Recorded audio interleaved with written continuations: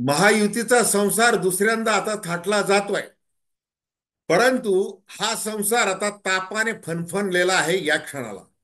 एकनाथ शिंदे वर्षा बंगल्यावर तर काळजीभाऊ मुख्यमंत्री म्हणून स्थिरावलेले आहेत, परंतु ते काही बोलायला तयार नाहीत. त्यांनी आपलं रुटीन कामकाज करायला सुरुवात केलेली आहे. म्हणजे अगदी 6 डिसेंबरला जो बंदोबस्त ठेवावा लागतो मुंबईमध्ये महापरिनिर्वाण दिनानिमित्त, त्याची तयारी करा असे आदेश त्यांनी सोडलेले आहेत. मात्र ते राजकीय वक्तव्य करत नाहीयेत. दुसरीकडे अजितदादा पवार हे अमित शहा यांची भेट घेण्यासाठी कालपासून ताटकळत बसलेले आहेत. आता एकनाथ शिंदे आणि अजितदादा पवार यांच्यामध्ये कशा प्रकारे विळ्या भोपळ्याचं सख्य आहे हे गेल्या 2-2.5 वर्षामध्ये दिसलेलं आहे. म्हणजे बहुमताच्या साठी अजितदादा पवारांची गरज नसताना युतीमध्ये अजितदादा पवार यांना घेण्यात आलं, आणि नुसतं घेण्यात आलं नाही, ईडीचे सगळे आरोप धुवून काढून त्यांना स्वच्छ करून त्यांना मंत्रिपद देण्यात आली, आणि अगदी अर्थमंत्री म्हणून त्यांच्या हातामध्ये चाव्या ठेवण्यात आल्या. आणि मग आता राजकीय संसार करत असताना आपल्याला एक सवतींमध्ये ज्याप्रमाणे भांडण आपण नेहमी बघत असतो, त्याप्रमाणे हे भांडण बघता येईल, आणि बिन पैशाचा तमाशा हा पुढच्या 5 वर्ष आपल्याला बघायचा आहे. आता परवा शपथविधीमध्ये कोण शपथ घेत आहे? देवेंद्र फडणवीस यांचे सगळे 4-5 सूट नागपूरहून आयात झालेले आहेत. जोरदार तयारी चालू आहे. त्याच्यामुळे वर मुख्यमंत्री पदाचे तेच असणार. असं जरी असलं तरी एक प्रश्नचिन्ह मोठं आहे. आणि त्या प्रश्नचिन्हापेक्षाही जर मोठी डोकेदुखी भारतीय जनता पार्टीला ती अशी आहे की अजितदादा पवार आणि एकनाथ शिंदे यांच्यामध्ये ताळमेळ घालायचा कसा.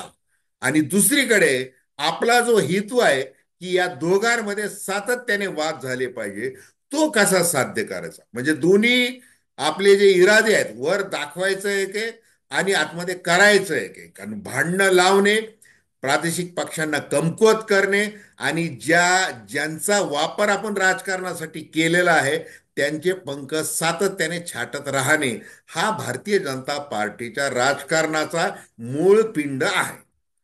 आता त्याच विषयी म्हणजे अजितदादा पवार आणि एकनाथ शिंदे यांचं या महायुतीमध्ये पुढे गाडं कसं कसं चालणार आहे, या संबंधी आपण अतिशय थोडक्यामध्ये चर्चा करणार आहोत. नमस्कार, जय महाराष्ट्र. मी डॉक्टर अनिल फळे. माझी आपल्याला विनंती की चॅनल सबस्क्राईब करा, सबस्क्राईबचं बटन दाबावं आणि आपल्या प्रतिक्रिया बिनधास्तपणे नोंदवाव्यात. एक तटस्थ भूमिकेतून सर्वसामान्यांच्या दृष्टिकोनातून आपण चर्चा करत असतो. हे बघा, अजितदादा पवार सध्या दिल्लीमध्ये आहेत. ते कालच गेलेले आहेत, परंतु अमित शहा यांची काही त्यांची भेट होऊ शकलेली नाही. आता अमित शहा केंद्रीय गृहमंत्री आहेत, ते चंदीगडला कुठल्या कामासाठी गेलेले आहेत. आता ते परततील आणि मग अजितदादा पवार यांची भेट होईल. मग अजितदादा पवार, प्रफुल्ल पटेल, सुनील तटकरे हे त्यांच्या राष्ट्रवादी काँग्रेसच्या वतीने काय मागणी करणार आहेत की आम्हाला महाराष्ट्राच्या सरकारमध्ये कशा प्रकारचं स्थान आता पाहिजे. आम्हाला पूर्वी ज्याप्रमाणे 8-9 मंत्रिपद देण्यात आली होती, त्याप्रमाणे आता आमच्या मंत्रिपदाच्या संख्येमध्ये वाढ करावी. कारण की आमचा स्ट्राईक रेट मोठा आहे. छगन भुजबळ जे तालेवार नेते आहेत, ते असं बोललेले आहेत की आता भारतीय जनता पार्टी नंतर आमचा स्ट्राईक रेट जास्त ठरलेला आहे. आमच्या लढवलेल्या पैकी जास्तीत जास्त जागा निवडून आलेल्या आहेत, ज्या एकनाथ शिंदेच्या आलेल्या नाहीयेत. त्याच्यामुळे आमचा हक्क आहे की आम्हाला जास्त मंत्रिपद तुम्ही दिली पाहिजे. हे असं सुरू झालेलं आहे राजकारण. मग आता ते जे गुलाबराव पाटील आहेत, त्यांना अमोल मिटकर यांनी जुलाबराव पाटील असं म्हटलेलं आहे. कारण गुलाबराव पाटील असं म्हटले होते की आम्ही, जर हे राष्ट्रवादी नसते महायुतीमध्ये अजितदादा पवार, तर आमच्या 100 पेक्षा जास्त जागा निवडून आल्या असत्या की आमचं युतीचं सरकार म्हणून, म्हणजे भाजप आणि शिवसेनेचं आल्या असत्या. त्यावर अमोल मिटकर यांनी गुलाबराव पाटलांना जे काही उत्तर द्यायचं ते दिलेलं आहे. आता उदय सामंत असं म्हणालेले आहेत की हा जो शपथविधी आहे आझाद मैदानावर होणार आहे, हे आम्हाला बावनकुळे यांच्या ट्विटमधून कळालेलं आहे. म्हणजे आम्हाला तसा काही निरोप नव्हता. म्हणजे एकनाथ शिंदे यांना सन्मानपूर्वक वागणूक दिली पाहिजे, असा आग्रह या शिवसेनेच्या मंत्र्यांकडून धरला जात आहे. दुसरं खासदार राहुल शेवाळे तर स्पष्टपणे म्हणलेले आहेत की लोकांची इच्छा आहे की मुख्यमंत्रीपदी एकनाथ शिंदे हे असावे. आता मुंबई महानगरपालिकेच्या निवडणुका आहेत, मग त्या होईपर्यंत तरी एकनाथ शिंदे हेच मुख्यमंत्री पाहिजेत, असा सूर सगळा व्यक्त केला जातोय.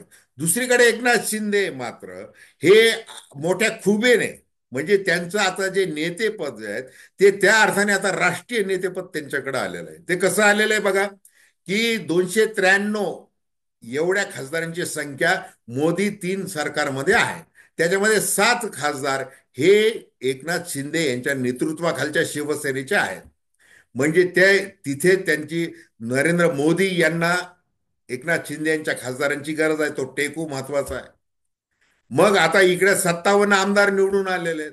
या आमदारांची गरज जरी नसली तरी आपण वापरा आणि फेकून द्या, आपली जी राजकीय वृत्ती आहे त्यामुळं भारतीय जनता पार्टी बदनाम झालेली आहे. मग काही दिवस तरी आता युतीचा धर्म पाळायचा आहे आणि म्हणून एकनाथ शिंदे यांचं म्हणणं ऐकून घ्यायचं आहे. मग आता एकनाथ शिंदे यांनी काय केलेलं आहे, एकदम नथीतून असा व्यवस्थित तीर मारलेला आहे. काय केलेलं आहे त्यांनी, पंतप्रधान नरेंद्र मोदी आणि गृहमंत्री अमित शहा जे ठरवतील त्याला आमचा पाठिंबा राहील, त्यांचा कोण मुख्यमंत्री करायचा ते करू शकतात, आम्ही आम्ही त्या आमचा त्यांना पाठिंबा आहे. आता तो बिनशर्त आहे का पाठिंबा, तर तो बिनशर्त अजिबात नाही. त्याबद्दल काय शर्ती आहेत, काय अटी आहेत, काय आग्रहाची मागणी आहे ते त्यांनी लपून ठेवलेलं आहे. म्हणजे लपून म्हणजे बातम्यांमध्ये दिसतंय की त्यांना उपमुख्यमंत्री पद जर तुम्ही देणार असाल तर त्याच्याबरोबर गृह खातं पाहिजे, नगरविकास पाहिजे, MSRDC पाहिजे, वगैरे वगैरे सगळे महत्वाचे खाते पाहिजे. अगदी अर्थ खातं देखील चालेल, अशा पद्धतीचं सगळं ते बोलणं चालू आहे. तशा बातम्या येत आहे. आता मुळात उपमुख्यमंत्री म्हणून एकनाथ शिंदे येतील का? मग आता एकनाथ शिंदे यांचा सन्मान ठेवायचा, त्यांना सन्मानाची वागणूक द्यायची आहे. मग ती वागणूक देत असताना मग दुसरी काही महायुतीमध्ये आता हे ट्रिपल इंजिनचं सरकार आहे. आता अजित पवारांचं जे तिसरं इंजिन जे जोडलं गेलेलं होतं, ते इंजिन आता मोठ्या प्रमाणात म्हणजे धडधडणार आहे, त्यालाही सांभाळायचं आहे. मग आता हे युतीमध्ये काही समन्वयक म्हणून मुख्यमंत्री पदी असलेल्या, म्हणजे सध्या काही तासांपुरते काळजी भाऊ मुख्यमंत्री यांना आगामी काळामध्ये त्यांना असं काही समन्वय समितीचा अध्यक्ष वगैरे असं काही नेमलं जाणार आहे का, त्यांचा मान कशा पद्धतीने ठेवायचा आहे याच्यावर निश्चितच चर्चा होईल. मग आता देवेंद्र फडणवीस आणि अजित पवार यांचं राजकीय सख्य काही नव्याने सांगायला नकोय. म्हणजे ज्या वेळेला एकनाथ शिंदे हे शिवसेना म्हणजे मातोश्रीवरची शिवसेना सोडून इकडे आले, मुख्यमंत्री झाले, त्याच्यानंतर सरकार व्यवस्थित चाललेलं होतं. मग ते युती धर्म पाळायचा हिंदुत्वाचा विचार आहे, शिवसेना प्रमुख बाळासाहेब ठाकरे यांचे विचार आहेत, असं ते सगळं सरकार चालू असताना अजितदादा पवार यांचा 2 जुलै 2023 मध्ये तिकडे प्रवेश झाला. अर्थमंत्री त्यांना केला आणि त्या सगळ्यांना मंत्रिपद दिलं. तिथून त्या दिवसापासून खटके ओढायला लागलेले. म्हणजे गरज नसताना त्यांना घेतलं गेलं. मग कृष्णनीती खिळली गेली, कूटनीती खिळली गेली, ते आमचे राजकीय पार्टनर आहेत, स्ट्रॅटेजिक पार्टनर आहेत, वगैरे वगैरे असं त्याला शाब्दिक मुलामा द्यायला सुरुवात केलेली आहे. आता अजितदादा पवार हे अतिशय आता त्यांच्या पेहराव देखील बदलून टाकलेला आहे. म्हणजे अजित पवार यांचे राजकीय अस्तित्व काय असणार विधानसभा निवडणुकीनंतर, असे प्रश्न विचारले जात होते. लोकसभा निवडणुकीमध्ये त्यांना पराभव स्वीकारावा लागलेला होता. बारामती लढवायची की नाही, लढू शकतो की नाही याच्यावर ते साशंक होते. आणि ते मग ते गुलाबी जॅकेट काय, मग ते नरेश अरोरा यांचा सल्ला काय, असं त्यांनी ते सगळं घडून आणलं. मग लाडकी बहीण, मी सगळ्यांचा दादा आहे, मी अर्थमंत्री आहे, मी 5व्यांदा अर्थमंत्री म्हणून ही लाडकी बहीण योजना घोषित केलेली आहे. मी कुठल्याला म्हणजे आर्थिक बोजा या सरकारच्या तिजोरीवर येणार नाही याची काळजी मी घेणार आहे, मी ती योजना आणलेली आहे, असं ते सांगत सुटले.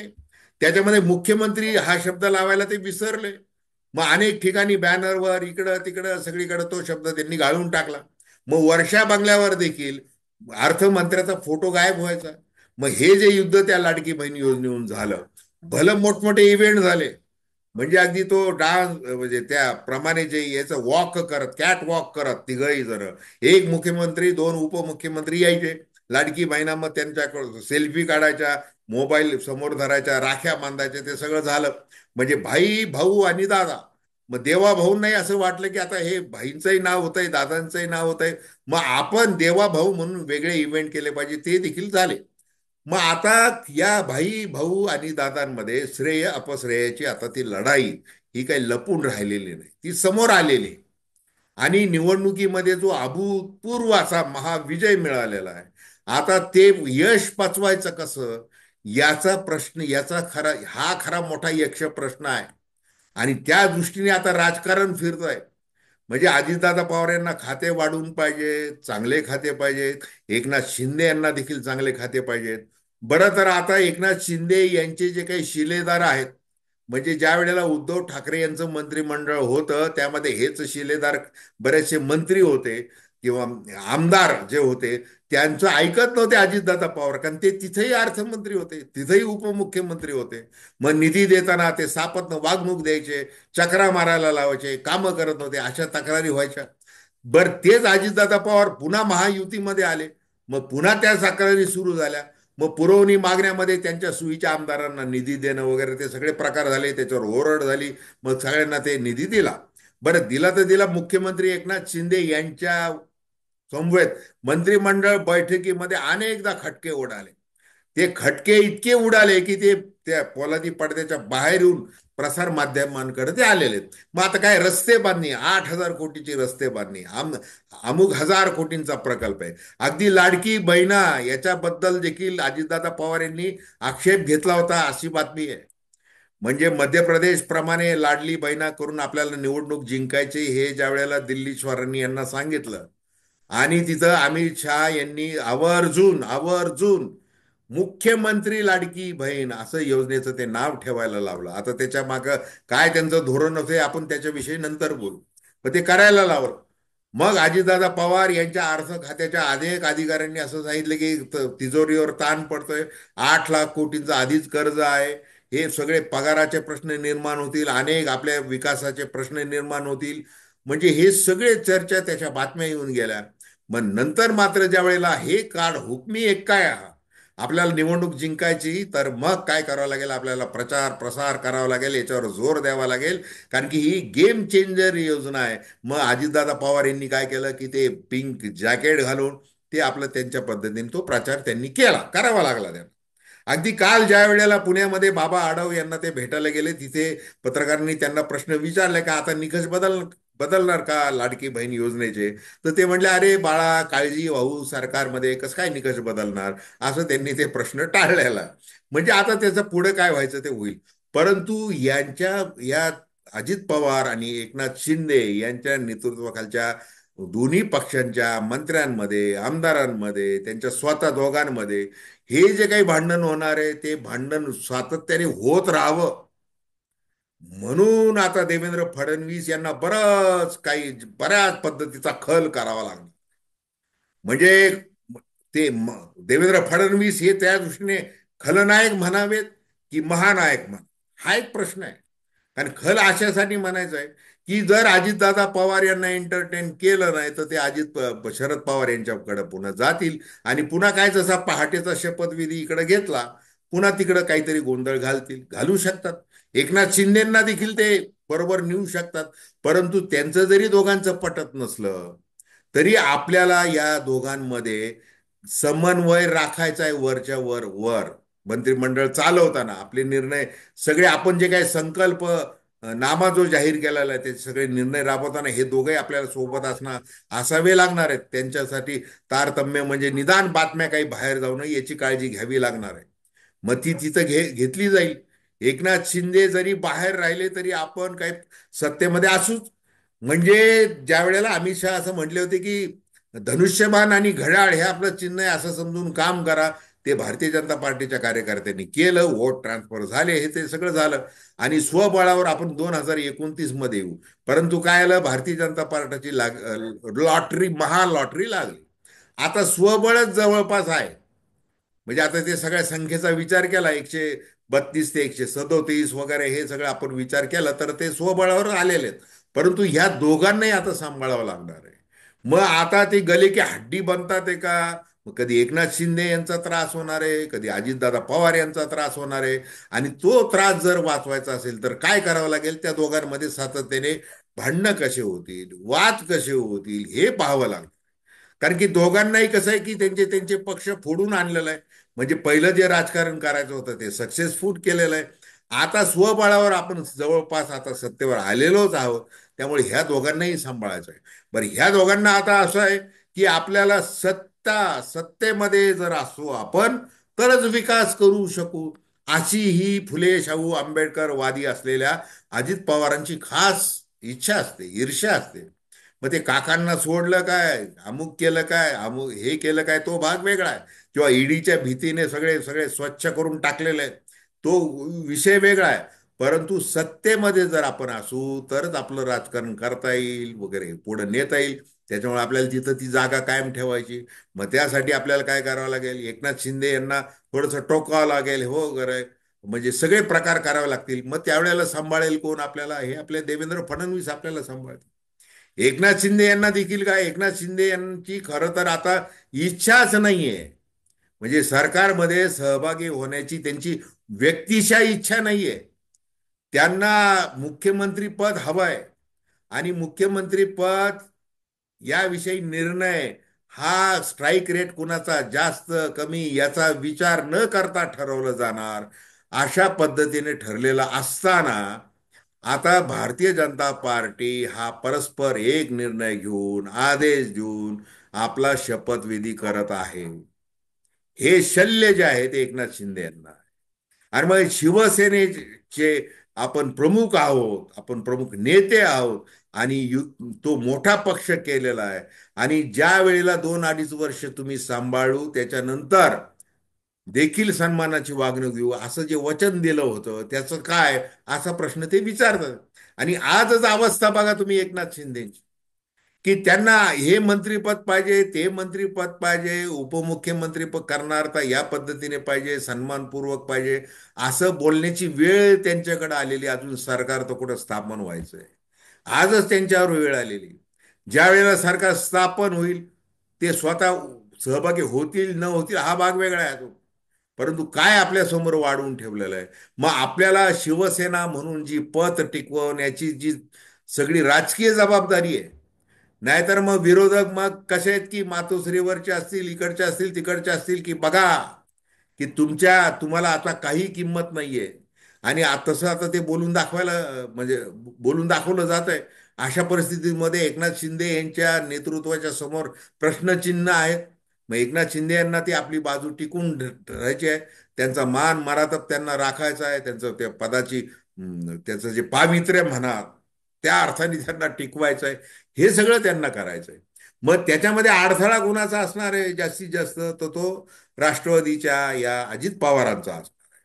मग आता ह्या दोघांमध्ये जी महिका लागणार आहे, म्हणजे त्यांचे अहंकार जागृत होणार आहे. आणि आता दोघेही सारख्याच पातळीवर आलेले आहेत. आता अजितदादा पवार यांना एकनाथ शिंदे मुख्यमंत्री आहेत म्हणून काही त्यांचा मान सन्मान ठेवायचा आहे, असं काही त्यांच्यावर जबाबदारी नाहीये, असं ते स्वतः समजून आता कामाला लागलेले आहेत. तर आता बघूयात की पुढच्या काळामध्ये या राजकीय अर्थाने या दोन सवतींचं भांडण कशा कशा पद्धतीने होत आहे, कोण लावून देत आहे का, कोण कशा पद्धतीने मिटवत आहे, म्हणजे कमळाबाई नेमकं काय करते याच्यावर सगळं अवलंबून आहे. तर धन्यवाद. हा व्हिडिओ आपल्याला आवडला असल्यास अवश्य शेअर करा, सबस्क्राईब करा आणि आपल्या प्रतिक्रिया बिनधास्तपणे नोंदवा. धन्यवाद.